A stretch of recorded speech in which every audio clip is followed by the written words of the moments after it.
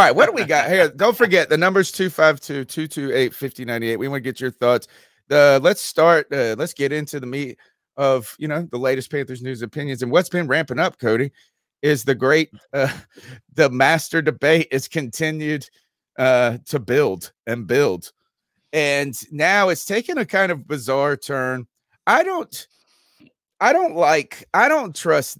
I won't say I don't trust. I don't think that there's any new information.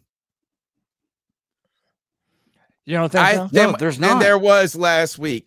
I feel like it's an organism. The conversation is an organism, and it just kind of it's ebbing and flowing and growing. And one guy says something, and the next guy kind of builds on that. And then the momentum swings this way. And then somebody's going to go, well, hey, we've had another GM that said, no, this is this. And then 27 podcasts are going to talk about it. And then 27 shows, and it's going to build the conversation. I don't know what has discernibly changed from last week or 2 weeks ago that makes Bryce Young the clear-cut pick for the Carolina Panthers. Maybe the odds are returning to the mean. Maybe they had swung to CJ Stroud a little too hard at one point because we saw him. I don't even know why. You know what? It's like, why did they swing to Stroud so much? Part of that living organism of discussion. But I tell you, the Carolina Panthers find themselves once again the decider of a very controversial. This is great. This is great for the show, great for draft discussion, and exhausting to me. It's exhausting, but right now Bryce Young has become the odds-on favorite, darling, to be the #1 pick. Tony, I have run this poll in the chat for 3 weeks now, just a straight CJ Stroud versus Bryce Young. Week 1, CJ 92%. Week 2, CJ 79%. And this week, just now ended it, CJ 58%. For some reason, It's the entire fandom is changing. It's working. And Tony, I'm with you. There has been nothing changed since the last time we saw these players played in a game. Nice. Nothing has changed at all. Period. Nothing. Somehow, even in the C3 fandom, CJ backing has gone down in 3 weeks. So, one, Tony, awesome layout. This is perfect right here. Here, I got one more too. Just do you like this one better? I mean, it's either or. Either one of them works. So we this is a new feature. I was playing with it till I was up so late last night. I got no. This is great. So listen, it used to be earlier on, a few weeks ago. All of the mock drafts and all of the analysts, they all had CJ Stroud connected to the Carolina Panthers. Well, let me tell you what, boys, that is very much not the case anymore. No. Just about every media outlet, about every analyst, even the ones that work for the Panthers, are associating the Carolina Panthers with Alabama quarterback Bryce Young. Who for the Panthers? Who for the Panthers? How about our very own David Newton? Well, he's not a Panther. That it's going to be Stroud. There have been a lot of people that have said that it's going to end up being Bryce Young, rather. But in my mind, Peter Schrager weighing in on this has really started to move the discussion in another way. Because for those of you who don't know, Peter Schrager, he doesn't break down the film. He doesn't, you look at 3-step drops or 5-step drops or protection. None of that. He does his mock drafts based on what he has been hearing. And he also says that Bryce Young is the #1 in the wheelhouse. And he said that fairly recently as well. Also, now the betting lines, so much money has come in on Bryce that now he's -120 to be the pick for the Carolina Panthers. CJ Stroud is at +175, and Anthony Richardson at +2,000. So, boys, 2,000. Yeah. So, boys, my question is this already a wrap? I mean, they haven't. We'll get to this a little bit later. They haven't met with CJ Stroud yet. They met with Bryce Young today. So they had their first interview with Bryce. Is this already over? Is Bryce Young going to be the new quarterback for the Carolina Panthers? Because right now, I used to feel like maybe it was a smokescreen to try and get the Houston Texans to move up one spot. But now, I got to be honest, man. I'm kind of believing that where there's smoke, there's fire. I kind of think that the Panthers are in love with Bryce Young right now. I don't have any reason to confirm or deny it. Right. That's the thing is I don't think, well, first the betting line all comes about where the money's coming in.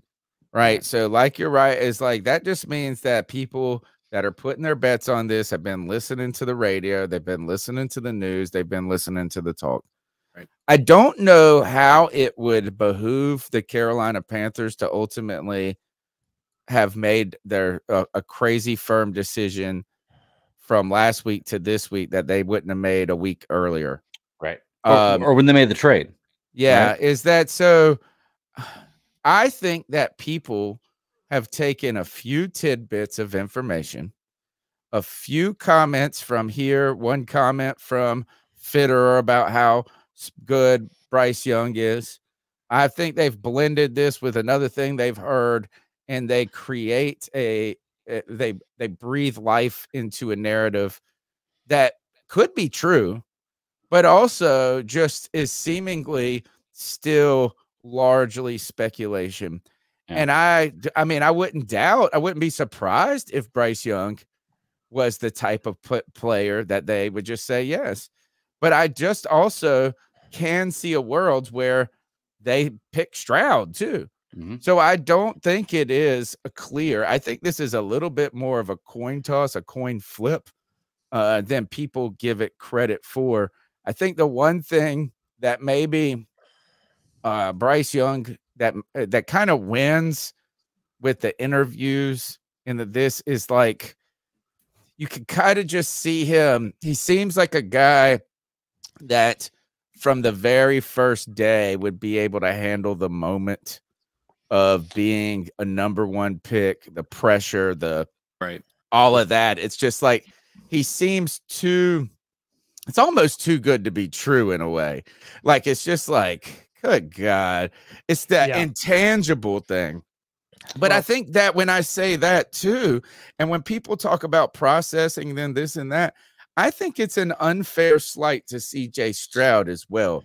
And what I mean is this: both people can be very good at processing. Both people can be very good at leadership. And I will tell you, every time I don't follow this as closely as some of the other people, but every time I've heard CJ Stroud speak, it's a very thoughtful, diplomatic, honest answer. So I don't think the moment would be too big for him either. And so I don't really think why would it be? First of all, Roger Goodell does not want people to know who the draft pick is. The worst thing that could happen for the NFL is for us to find out who the hell the Carolina Panthers are going to pick at #1 2 weeks ahead of time. You want the build. You want the excitement. You want the drama. They don't want to leak that information.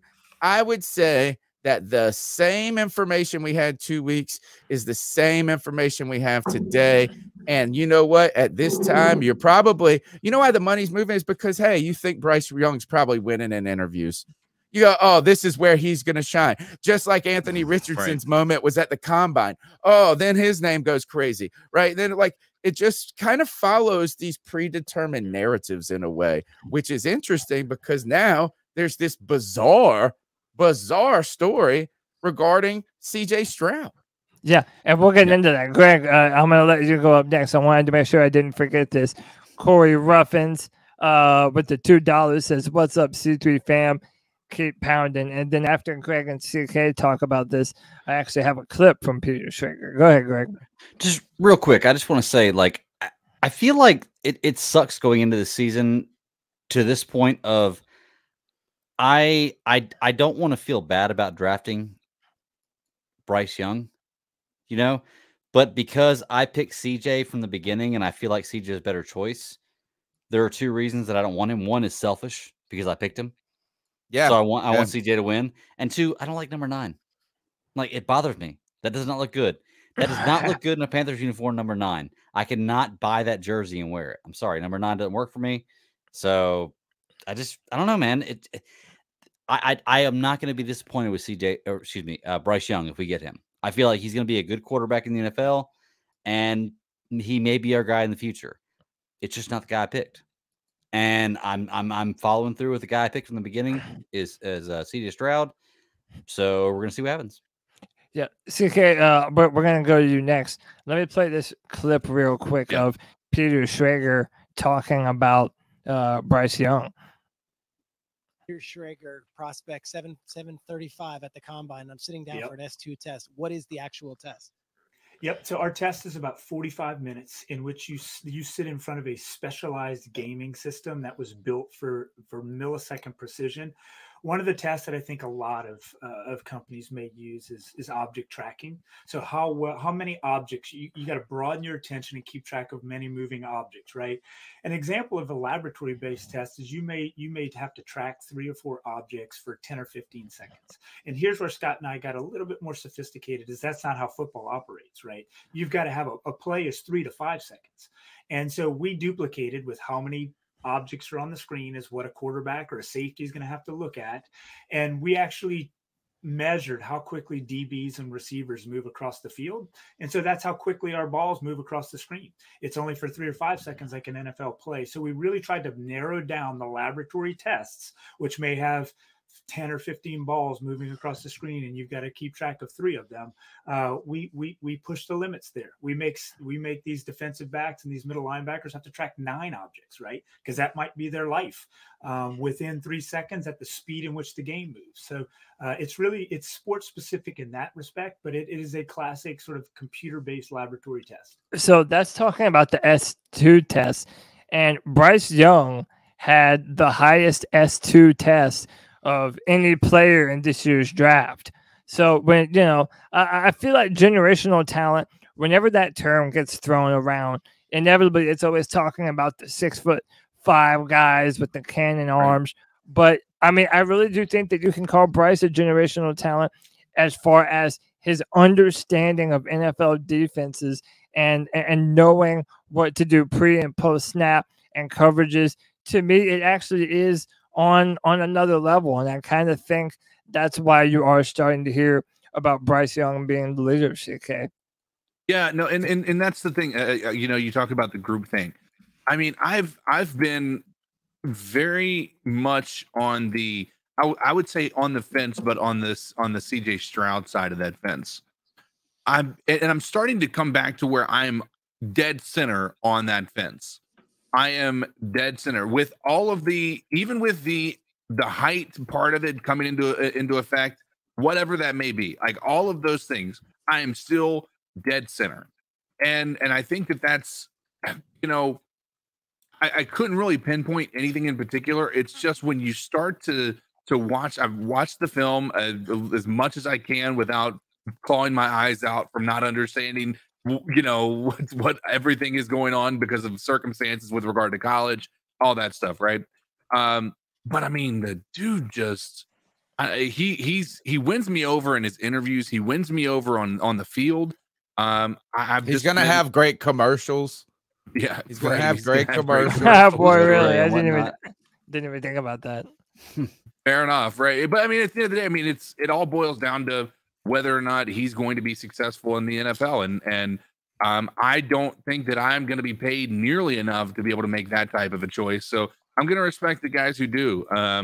But I am not going to be angry with the idea of adding any of these guys, either of these guys, I should say, to the Panthers. Let me ask you guys, and honestly, if you on draft night, the Panthers pick comes across the board, they say CJ Stroud or they say Bryce Young, what is going to make you feel more excited? That the draft is over? Neither is gonna. I'm gonna have. Yeah, that's what I'm. That I'm gonna be excited that we just have the player because I don't have a real horse in the race. No. Right? It's like what Coach Geddes was saying. It's Pepsi and Coke. What I have a problem with is kind of fans taking ownership of like, man, I don't want to tell people how to fan. That's not what it's like.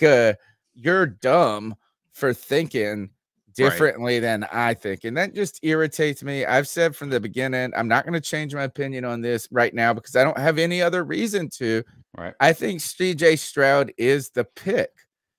But if I'm wrong, I don't care if he's not. It's like, I guess the only thing I would care is that if we did something really risky, I would be very like if you went Anthony Richardson or something like crazy and it just changed, I wouldn't even be mad. I would just be really kind of uneasy in a way. Disappointed.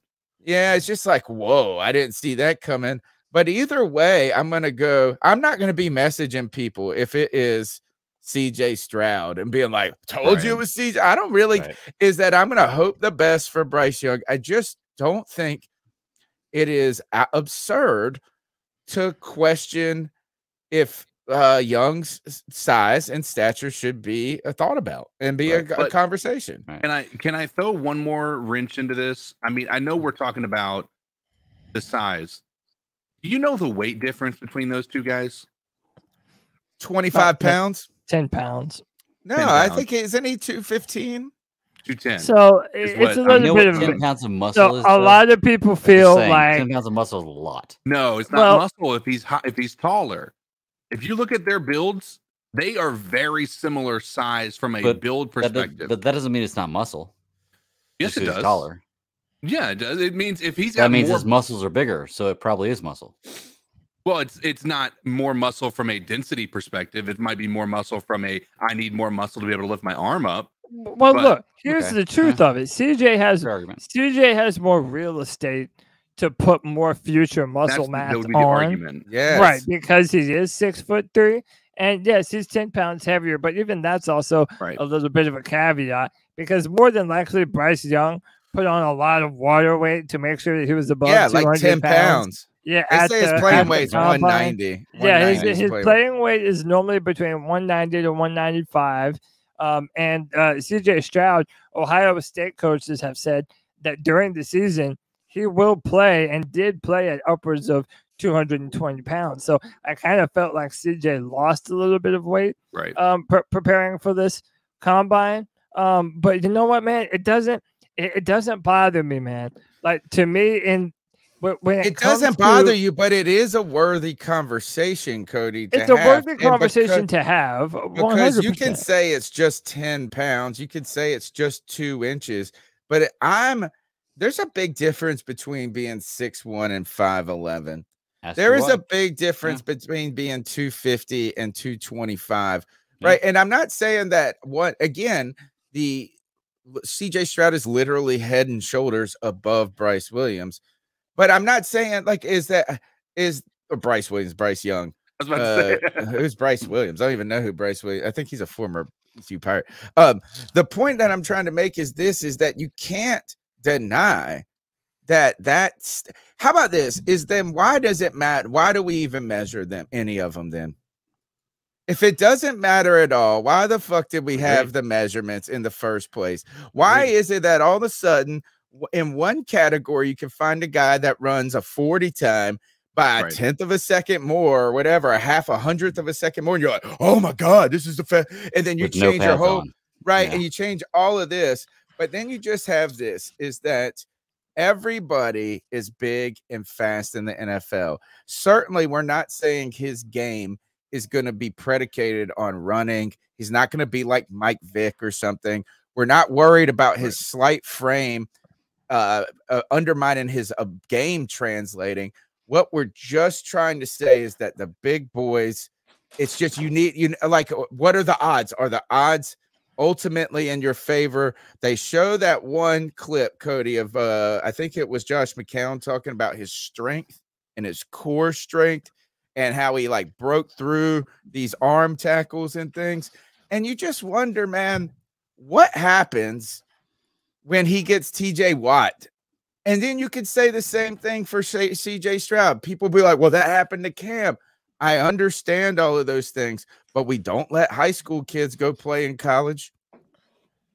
Like, I mean, at some point, I mean, well, you know, do you see, like, at some point, it has to matter somewhat. There's always an outline. Go ahead, Greg. Here's the thing, and this is the problem with life and people with life, is there are rules you have to follow, okay? And the rules are with the NFL being big and fast, okay?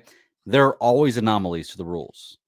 You can't change the rules based on the anomalies. Period. This is what Cody CK's been saying for a while. You can't change the rules based on the anomalies. And this is the way life goes too. You cannot change life rules based on the way certain little things go. And like the NFL is the same way. There are instances where short quarterbacks have been successful. But I want somebody to juxtapose that next to short quarterbacks being unsuccessful. What if we put it this way, Cody, for you? What if we just said this is his size is not an advantage? No, listen. What if we just say that? It's just not an advantage. It's like being in the NFL, being in the NBA, being 5'9" is not an advantage. Doesn't mean you can't be Bugsy Bogues or something. Right, but that's what I'm saying. At some point, you have to look at the talent level of a player like a Muggsy Bogues and say, yeah, you know what? I don't care that he's super short. This guy has special traits and abilities that you have to capitalize. But hold on, Greg, because I want to push back on something that you said. Listen, there has never been a quarterback 6 foot to win a Super Bowl until Drew Brees did it. Then there was never a quarterback 5'11" that won the Super Bowl until Russell Wilson did it. So there's always going to be outliers that exist outside of the normal framework of what you want from a traditional pocket quarterback. But at the same time, imagine how much egg the Carolina Panthers would have on their face if they did pass on drafting Bryce Young. And he goes on to be this incredible young player that has the ability to do all the things that he did in college in the NFL. I think it's you say the same if they passed on Stroud too? Right, but it's reasonable. It's reasonable to be concerned about it. But if you see a bunch of talent, and if you think that you're able to put the right kind of offensive line around him that's going to be able to protect him for the next 5 years, then I don't think that it should be enough to frighten you off of making that pick. Okay. So, Cody, I want to ask you, I'm 5'7.5". I can throw the ball pretty good. Like, I'm not going to say I'm great, but I can throw the ball pretty good. Like, you see me do 10 plays that I pick with elite wide receivers with no defense. This is not a good example. No defense. No, it is good. It's good. Okay. Would you bet on me or the guy who does the same thing as me at 6'3"? Would you bet your paycheck on me or that guy?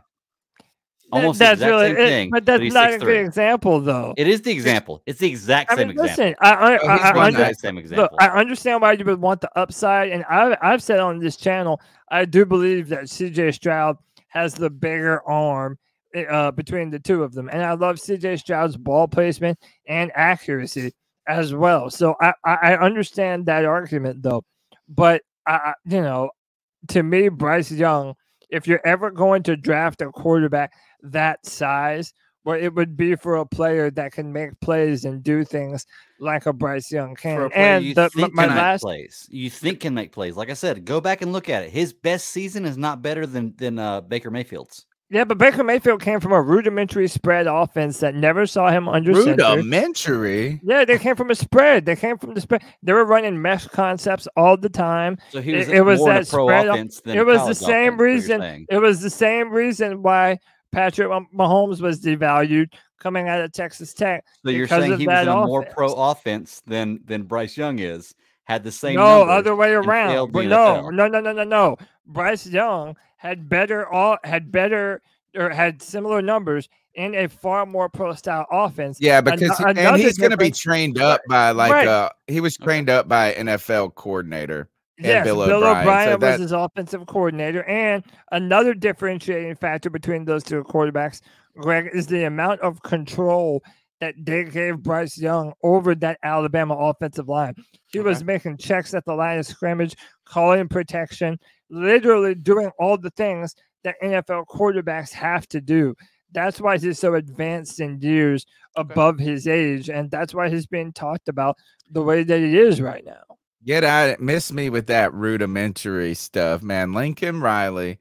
Nobody was saying, Nick Saban wasn't calling it rudimentary when he encouraged Jalen Hurts to go to Oklahoma and win a damn Heisman with Lincoln Riley. And look at what Lincoln Riley is, a quarterback whisperer, man. He's like the Kyle Shanahan of college football when it comes to that quarterback friendly offense, and it doesn't require a lot of the quarterback. A lot of it is RPOs, second and first reads, and a lot of stuff that doesn't directly translate to the NFL, and that's not the same with Bryce. Let's go on to Stroud, and that I guess this is where I'm kind of holding back. Is I love what people are saying. I also when it comes to Bryce Young, and I'm gonna go off on this in a minute. That ability, but the thing is that I don't feel like it would be one thing if we're comparing Bryce Young to Anthony Richardson.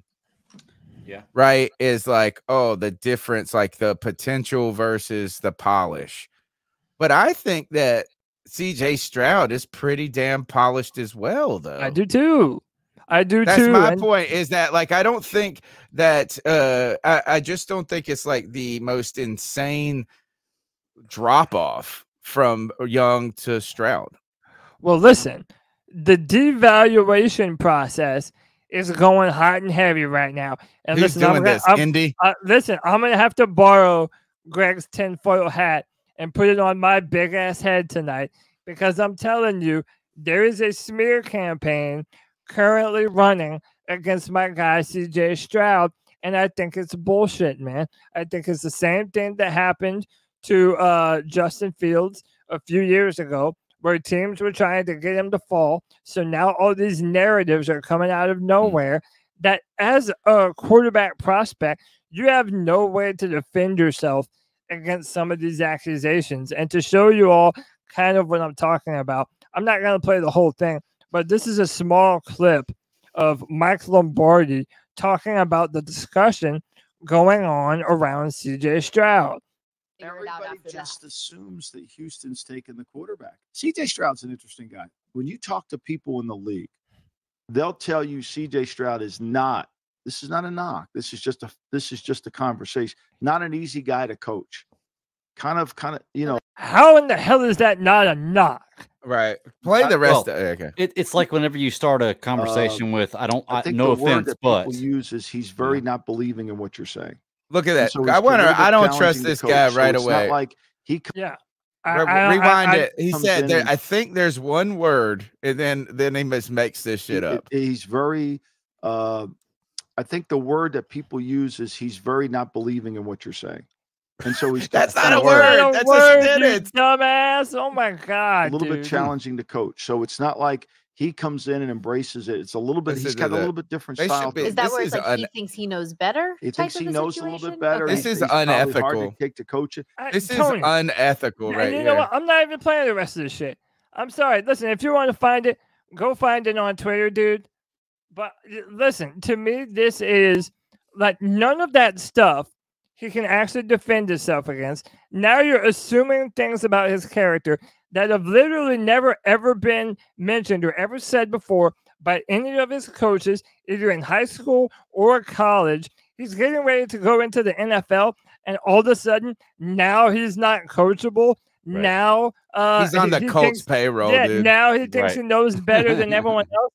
Dude, call me a conspiracy theorist all you want, but I guarantee you, man, this is either the Colts or the Raiders or some other dirtbag dumpster fire football team that is trying to tank CJ Stroud's draft stock. And I frankly think that is bullshit, man. And I think it's unfair. And I think all CJ Stroud fans should have a right to be upset about this. Yeah, I think it's unethical.